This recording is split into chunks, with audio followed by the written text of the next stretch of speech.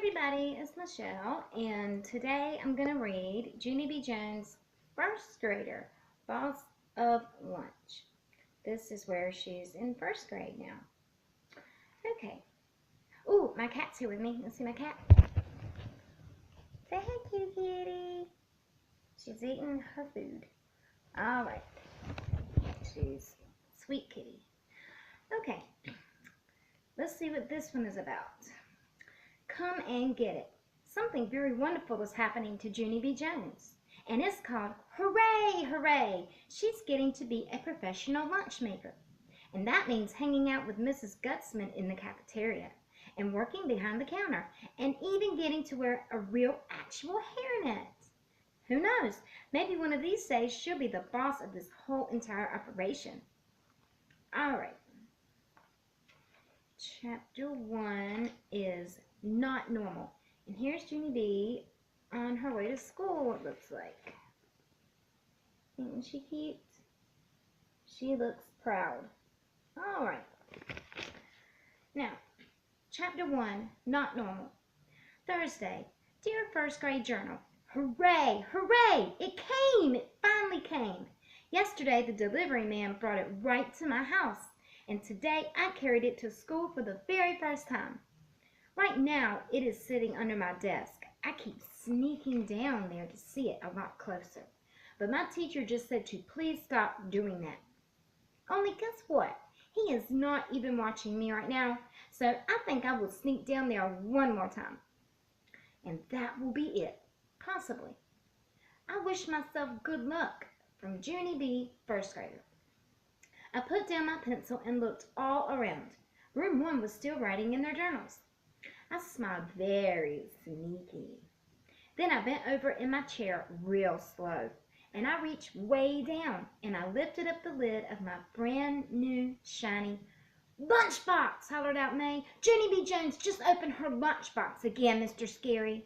And you told her not to do that anymore, remember? May is the tattletale girl who sits next to me.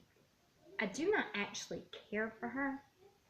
My heart pounded so hard, I bent over even more, and I hid my face, and my teacher couldn't see me. Only I didn't do a very good job of hiding, I guess, because just then I heard Mr. Scary's shoes walking towards me. Junie B., why is your lunchbox open again? Asked Mr. Scary. Didn't I just speak to you about this a few minutes ago? I kept my head down, and I looked at the floor. One of Mr. Scary's shoes started tapping on it.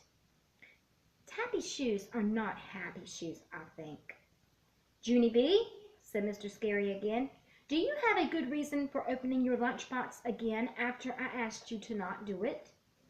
I quick closed my eyes and tried to think of a good reason. Mr. Scary's shoe tapped even louder. I opened my eyes and peeked at it. And then, bingo! All of a sudden, a miracle happened, I tell you. One of my eyes saw my napkin in the corner of my lunchbox, and a bright idea popped right into my head. I quick grabbed the napkin, and I started shining Mr. Scary's shoes. Here she is, shining his shoes, trying not to get in trouble. Look, Mr. Scary, look! Here is my good reason, I said. See me? Huh? I am shining your shoes with my napkin, you see? I shined and shined. This is the smartest reason I ever came up with, I said very proud. I smiled up at him. Would you like me to spit on the napkin? I asked real nice. A little spit makes shoes look extra gleamy. Mr. Scary quick pulled his shoe away. No, Junie B., no spit. Please, just sit up, he said. Mr. Scary stared and stared at me. I sat up. I wiggled in my seat, very uncomfortable like, 'cause staring teachers make me squirmy, of course. Finally, Mr. Scary talked some more. I want you to stay out of your lunchbox, Junie B., he said. We have a rule in room 1. Lunchboxes are not to be open, only in the cafeteria. I did a sad sigh.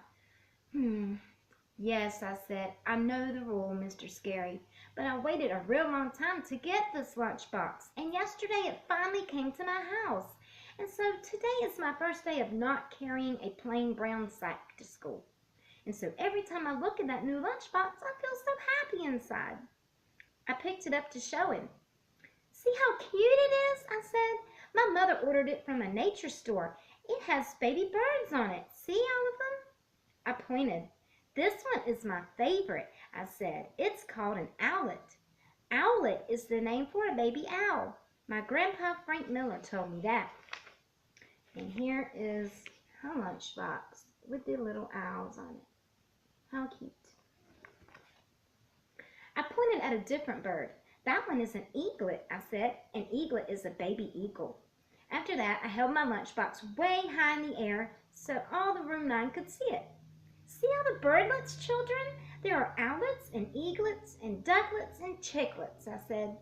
I put my lunchbox right on my desk and I took out the thermos. And see this thermos, people? This thermos has pictures of birds' nests on it. Isn't that cute? May made a face. Ugh, she said. Who wants to drink out of a stinky, pooey bird's nest? I made a face at her. I do that too, May, I said. I love drinking out of stinky, pooey birds' nests. May reached into her desk and pulled out a lunch ticket. Well, I buy my lunch, Junie B, she said. Bought lunches are much better than brought lunches. Bought lunches don't sit around all morning and get soggy. I crossed my arms at that girl. That's the dumbest thing I ever heard, May, I said right back. Brought lunches are way better than bought lunches, 'cause brought lunches are made special by our very own mothers. Mr. Scary did a frown. Okay, girls, that's enough, he said. But May kept right on arguing with me. For your information, Junie Jones, mothers are not professional lunch makers, she said. Mothers are just plain old normal people. I stamped my foot at her, 'cause that was my final straw, that's what. Do not call my mother normal, May, I screamed. No one in my whole entire family is normal, so there. May started to laugh. Then some of the other children laughed too. I don't know why. Finally, Mr. Scary snapped his fingers at them. I put my lunchbox right back on the floor. It was not my best morning. Chapter 2. Huggies. The lunch bell rang at 12 o'clock. 12 o'clock is around noonish, I believe. I picked up my lunchbox and ran to the door. Then I lined up with my friends and I waited to go. It's almost time, I told them, very thrilled. It's almost time for me to eat out of my brand new lunchbox. I held it up for them to see again. Which baby bird do you guys like the best? I asked. Pick one, all right? My friend named Jose looked at the birds and shrugged his shoulders. I don't know. I guess maybe I like the duck the best, he said. Ducks can be funny sometimes. One time, when we were having a picnic at the lake, a duck chased my sister and stole her ho-ho. My friends Lenny and Herb laughed real hard. They looked at my lunchbox, too. I think I like the owlet best, said Herb. Me too, said Lenny. I saw a TV show on owls one time, and an owl swallowed a giant rat in just one bite. He didn't even chew or anything. After that, I stared at Lenny a real long time, 'cause that disgusting story just ruined my owlet, that's why.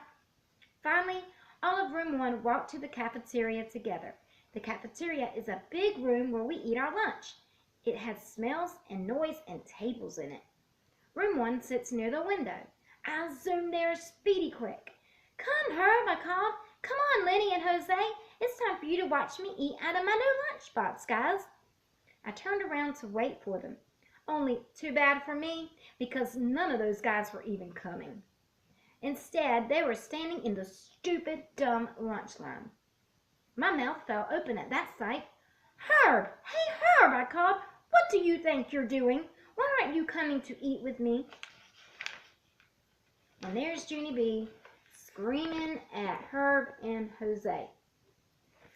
And I guess that's Herb and Jose right there. And they look shocked. Herb shouted back at me, I'm buying my lunch today, Junie B. Jose shouted too. Me too. Everyone's buying their lunch today, Junie B. Huggies. We're having Huggies, hollered Lenny. Save us a seat. My shoulders slumped real disappointed because I wasn't actually expecting this development. I sat down at my table and looked all around. There was only one other person sitting there. His name is Sheldon. I don't know him very good.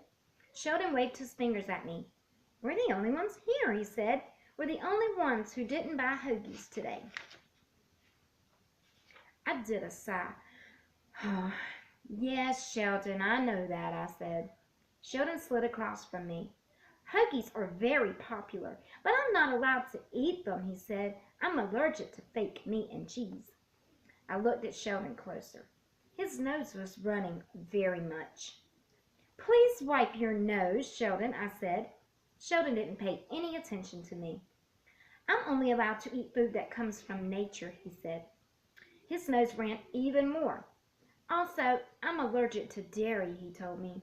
I handed him my napkin. Blow. And I mean it, Sheldon, I said. He still did not blow. I slid to the end of the table. Pretty soon, my friends started coming out of the kitchen. The other children started coming too. They sat down and took big bites of their hoagies. Mmm, said Herb, this hoagie is delicious.